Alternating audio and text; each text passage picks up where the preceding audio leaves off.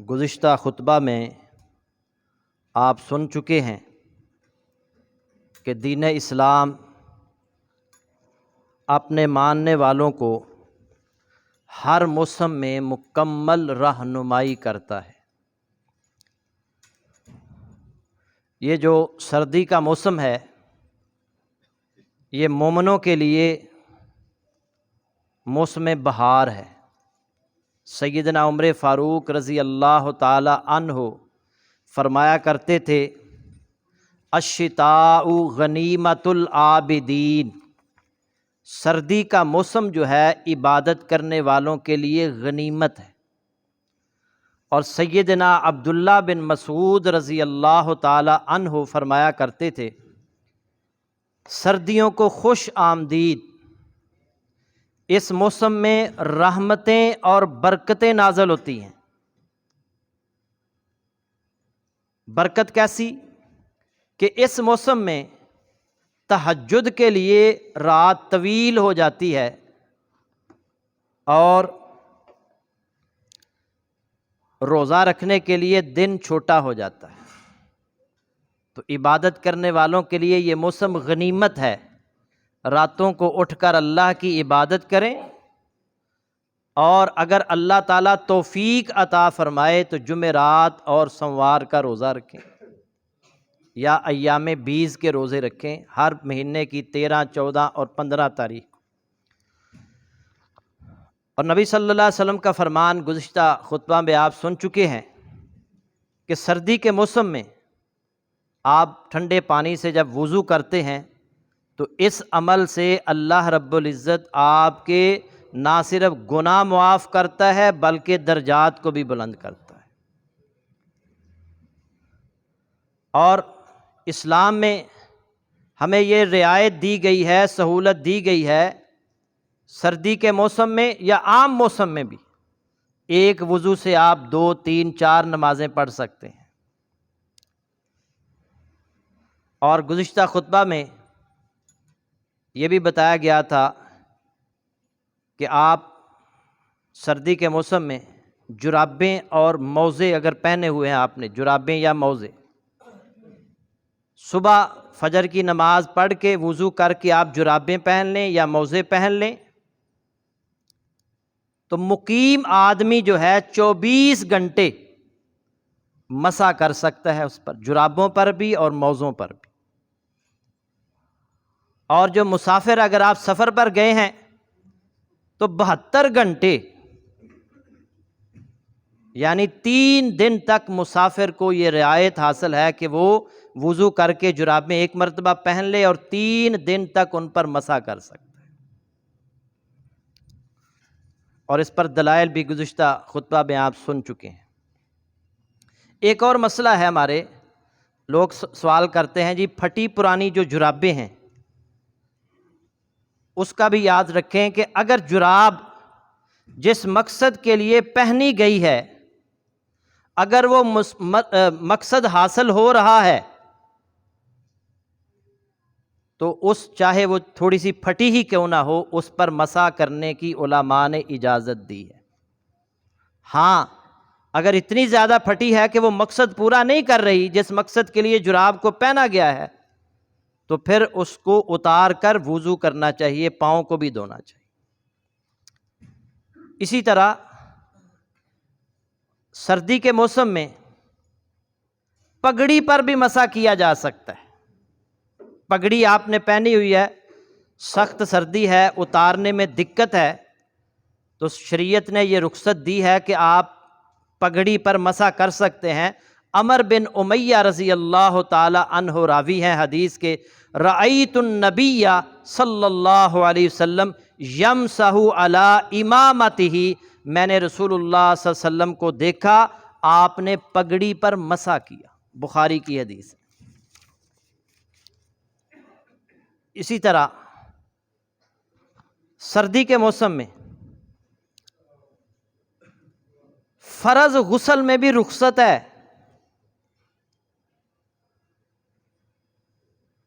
سردی کا موسم ہے، پانی ٹھنڈا ہے، بہت زیادہ سردی ہے، آپ کے گھر میں گیزر بھی نہیں ہے، آپ پر غسل کرنا فرض ہو چکا ہے، آپ نے اگر غسل کیا تو کہیں ٹھنڈ نہ لگ جائے، جان جانے کا خطرہ نہ ہو جائے، کہیں بیمار نہ انسان پڑ جائے، تو اسلام نے یہ رخصت دی ہے، رسول اللہ صلی اللہ علیہ وسلم نے یہ رخصت دی ہے کہ آپ تیمم کر سکتے ہیں۔ یہ ہے دین۔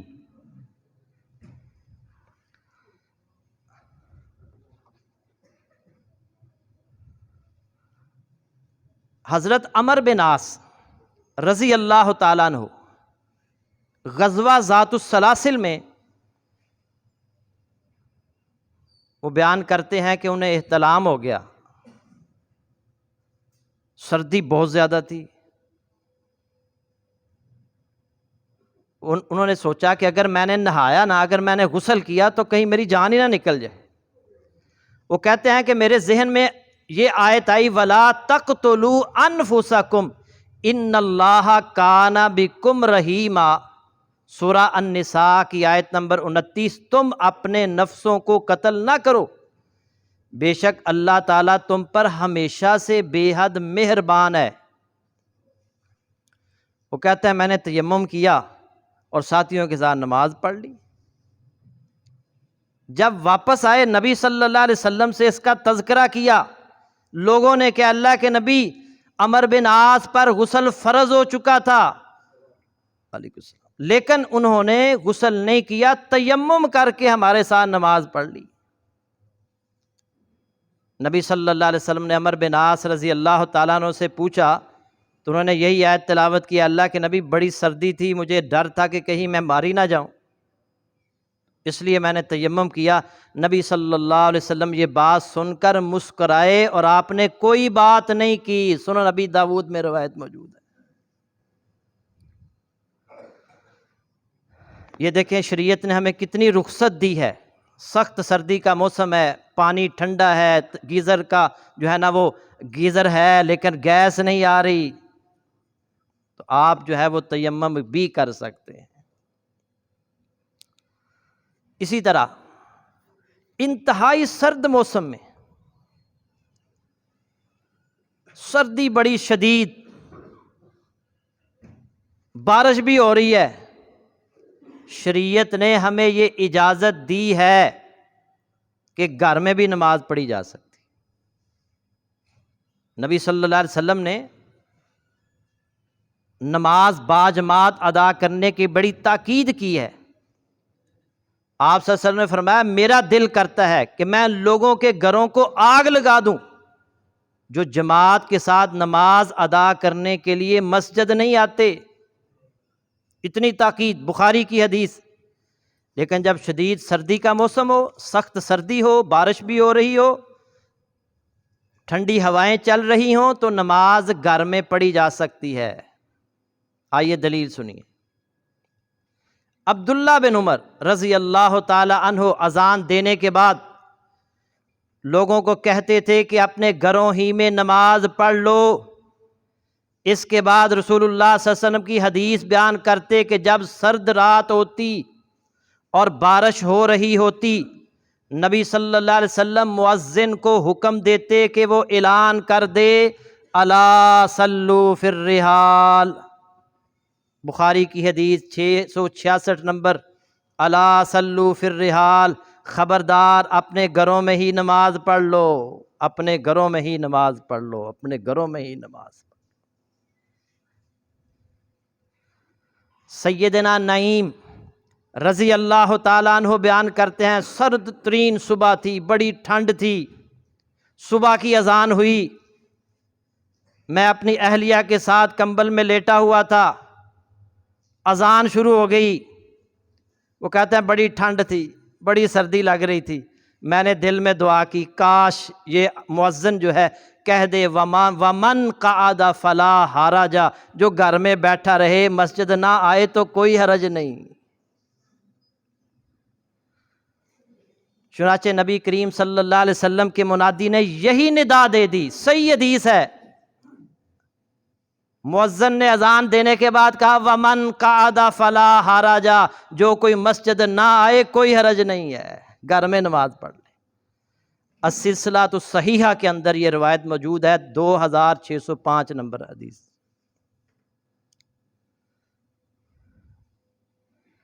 اسی طرح سردی کے موسم میں کمرے کا درجہ حرارت بہتر رکھنے کے لیے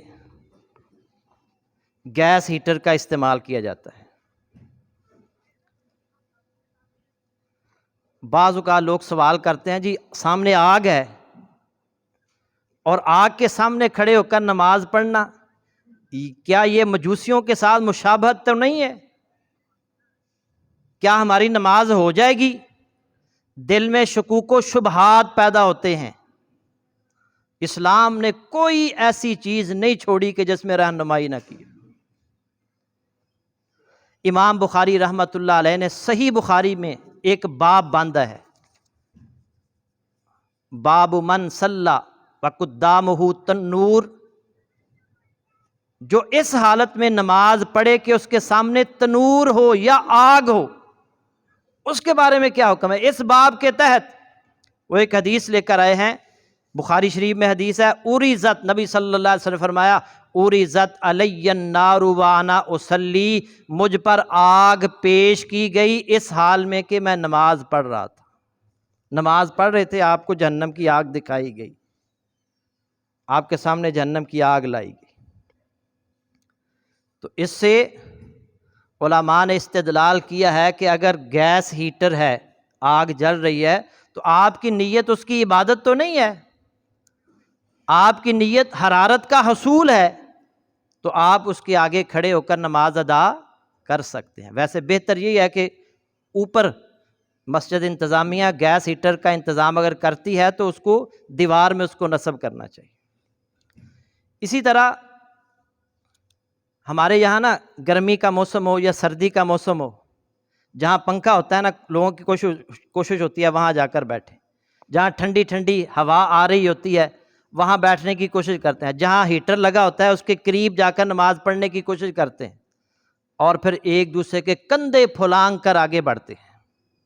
ایسا نہیں کرنا چاہیے، جہاں جگہ ملتی ہے وہیں بیٹھ جانا چاہیے۔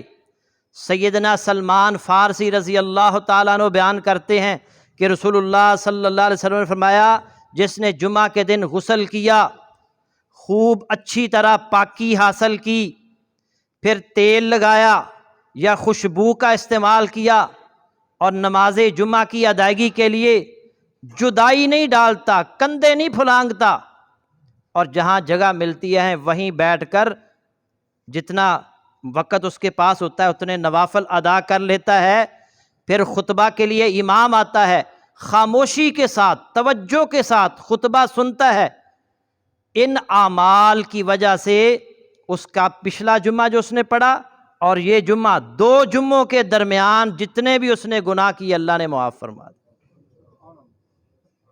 شرط یہی ہے کہ کسی کے کندھوں کو پھلانگ کر آگے نہیں آنا۔ اور یہ بھی بات، جو پہلے لوگ آتے ہیں ان کو کوشش کرنی چاہیے پہلی صفوں کو مکمل کریں، جگہ نہ چھوڑیں، پھر پہلی صف مکمل ہو جائے پھر دوسری، پھر تیسری۔ اسی طرح سردی کے موسم میں سردی بہت زیادہ ہوتی ہے، لوگ گیس ہیٹر کا استعمال کرتے ہیں، اور بعض اوقات گیس ہیٹر رات کو چلتا ہی رہنے دیتے ہیں۔ کتنی بار اخبارات میں یہ خبریں آئی ہیں، رات کو گیس کی لوڈ شیڈنگ ہوئی، وہ بند ہو گیا، پھر گیس آنا شروع ہو گئی، جس کی وجہ سے گھٹن کی وجہ سے وہ سارا خاندان مر گیا۔ کئی دفعہ اخبارات میں یہ خبریں آتی ہیں۔ اور بعض اوقات ایسے بھی ہو جاتا ہے کہ آگ لگ جاتی ہے، سب کچھ جل جاتا ہے، لوگ بھی زخمی ہو جاتے ہیں، جلس جاتے ہیں۔ دین اسلام نے بھی اس معاملے میں بھی ہماری رہنمائی فرمائی ہے۔ نبی صلی اللہ علیہ وسلم نے فرمایا، صحیح بخاری کی حدیث ہے، ان ہذہ النار انما ہی عدو لکم، یہ آگ تمہاری دشمن ہے، فاذا نمتم فاطفئوها عنکم، جب تم سونے لگو تو اس کو بجھا دیا کرو۔ 1400 سال پہلے مخبر اعظم نے یہ ہمیں خبر دے دی۔ کتنی بڑی رہنمائی ہے کہ رات کو آگ کا ہیٹر آپ نے جلایا ہے یا انگیٹھی میں آگ جلائی ہے، اس کو بند کر کے بجھا کر سونا ہے، کیونکہ انما ہی عدو لکم، آگ تمہاری دشمن ہے۔ سیدہ عائشہ رضی اللہ تعالیٰ عنہ بیان کرتی ہیں، یہ بھی بخاری شریف کی حدیث ہے، نبی صلی اللہ علیہ وسلم نے فرمایا لا تترکوا النار فی بیوتکم حین تنامون، جب تم رات کو سونے لگو تو آگ کو اپنے گھروں میں جلتا ہوا نہ چھوڑا کرو، یعنی اس کو بجھا دیا کرو۔ اسی طرح ایک اور حدیث، یہ بھی بخاری شریف کی ہے، رسول اللہ صلی اللہ علیہ وسلم نے فرمایا رات کو اپنے چراغ وغیرہ بجھا کر سویا کرو، اس لیے کہ کبھی کوئی چوہیا اس کو کھینچ کر لے جاتی ہے اور پورے گھر کو آگ لگا دیتی۔ پہلے ہوتے تھے نا چراغ، تو اللہ کے نبی صلی اللہ علیہ وسلم نے ایسی احادیث ہمارے لیے بیان کی ہیں کہ قیامت تک کے لیے ان سے ہمیں رہنمائی حاصل ہو رہی۔ اسی طرح سردی کے موسم میں جب ٹھنڈ لگ رہی ہوتی ہے تو سورج نکلا ہونا تو دھوپ میں ہم بیٹھتے ہیں، اور ڈاکٹر حضرات بھی یہ کرونا کی وبا میں مریضوں کو دھوپ میں بٹھاتے رہے ہیں، تو یہ دھوپ ہمارے لیے بہت فائدہ مند ہے، لیکن نبی صلی اللہ علیہ وسلم نے اس بارے میں بھی ہمیں ایک رہنمائی فرمائی ہے۔ وہ کیا رہنمائی ہے کہ دھوپ میں یا تو آپ پورے جسم کے ساتھ دھوپ میں بیٹھیں یا سائے میں بیٹھیں، آدھا دھوپ میں اور آدھا سائے میں یہ بیٹھنے سے منع فرمایا نبی صلی اللہ علیہ وسلم۔ سنن نبی داود میں حدیث ہے، رسول اللہ صلی اللہ علیہ وسلم نے اس بات سے منع فرمایا ہے کہ آدمی آدھا دھوپ میں بیٹھے اور آدھا سائے میں، یعنی آدمی کا پورا جسم یا تو دھوپ میں ہو یا پورا جسم سائے میں۔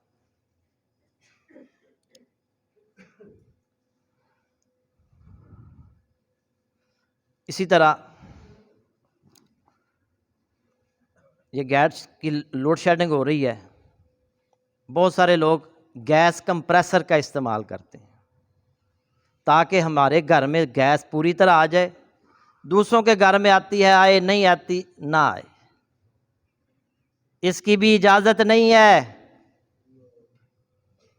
آپ اس سے حق تلفی کر رہے ہیں۔ جتنی بھی گیس آ رہی ہے سب کا حق ہے، اور پھر اس کے نقصانات بھی بہت زیادہ ہیں۔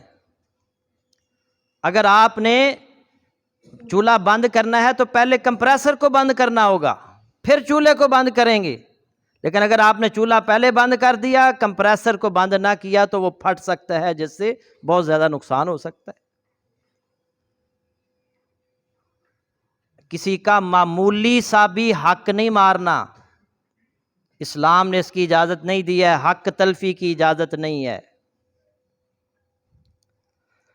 نبی صلی اللہ علیہ وسلم نے فرمایا، سیدنا انس رضی اللہ تعالیٰ عنہ حدیث کے راوی ہیں، لا یؤمن احدکم حتی یحب لاخیہ ما یحب لنفسہ، تم میں سے کوئی شخص اس وقت تک مکمل ایماندار نہیں ہو سکتا جب تک اپنے مسلمان بھائی کے لیے وہی پسند نہ کرے جو اپنے لیے پسند کرتا ہے۔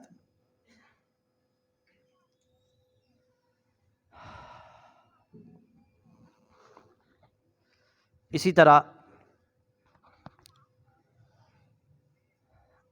اس حوالے سے آخری بات، ضمناً یہ حدیث بھی میں آپ کے سامنے رکھ دیتا ہوں، موسم سرما میں حضرت علی رضی اللہ تعالی عنہ جب سردی کا موسم ہوتا نا تو گرمیوں والا لباس پہنتے تھے، جب گرمی کا موسم ہوتا تو سردیوں والا لباس پہنتے تھے۔ سیدنا علی رضی اللہ تعالی عنہ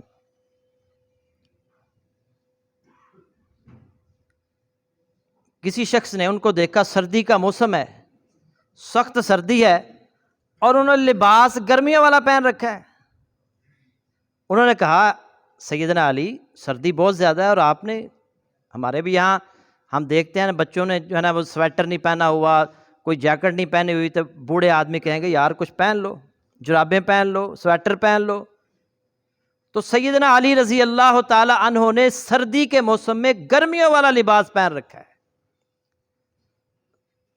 ساتھی نے پوچھا سیدنا علی آپ نے لباس کون سا پہن رکھا ہے؟ گرمی والا، سخت سردی ہے۔ تو سیدنا علی رضی اللہ تعالیٰ عنہ کہتے ہیں مجھے اللہ کے نبی صلی اللہ علیہ وسلم نے ایک دفعہ دعا دی تھی۔ کیا دعا تھی؟ اللہم اذہب عنہ الحر والبرد، اے اللہ تو علی رضی اللہ تعالی عنہ سے گرمی اور سردی کو دور کر دے۔ اللہم اذہب عنہ الحر والبرد، اے اللہ تو اس علی رضی اللہ تعالیٰ عنہ سے گرمی اور سردی کو دور کر دے۔ سیدنا علی رضی اللہ تعالیٰ عنہ کہتے ہیں فما وجدت حرا ولا بردا بعد یومئذ، اس دن کے بعد میں نے کبھی سخت گرمی یا سخت سردی محسوس نہیں کی۔ سنن ابن ماجہ میں یہ روایت موجود ہے، حسن درجے کی روایت ہے۔ اللہ تعالیٰ سے دعا ہے کہ یہ جو سردی کا موسم ہے، جو ہمارے لیے سیدنا عمر فاروق رضی اللہ تعالیٰ عنہ کے بقول غنیمت العابدین، عبادت کرنے والوں کے لیے یہ غنیمت ہے، اور سیدنا عبداللہ بن مسعود رضی اللہ تعالیٰ عنہ کے بقول کہ یہ رحمتوں اور برکتوں کا موسم ہے، اور اس میں راتیں طویل ہو جاتی ہیں تاکہ اٹھ کر تہجد کی نماز پڑھی جا سکے، اور دن چھوٹا ہو جاتا ہے تاکہ نفلی روزے بھی رکھے جا سکیں۔ جنہوں کے روزے رہ گئے بیماری کی وجہ سے یا سفر کی وجہ سے یا عورتوں کے ماہواری کی وجہ سے رہ گئے، وہ سردی کے موسم میں روزے رکھ کے اپنی وہ گنتی، وہ اپنی تعداد وہ پوری کر سکتے ہیں۔ اللہ تعالیٰ سے دعا ہے کہ اللہ تعالیٰ جو سنایا ہے اللہ تعالیٰ اس پر عمل کی توفیق عطا فرمائے۔ وآخر دعوانا ان الحمد للہ رب العالمین۔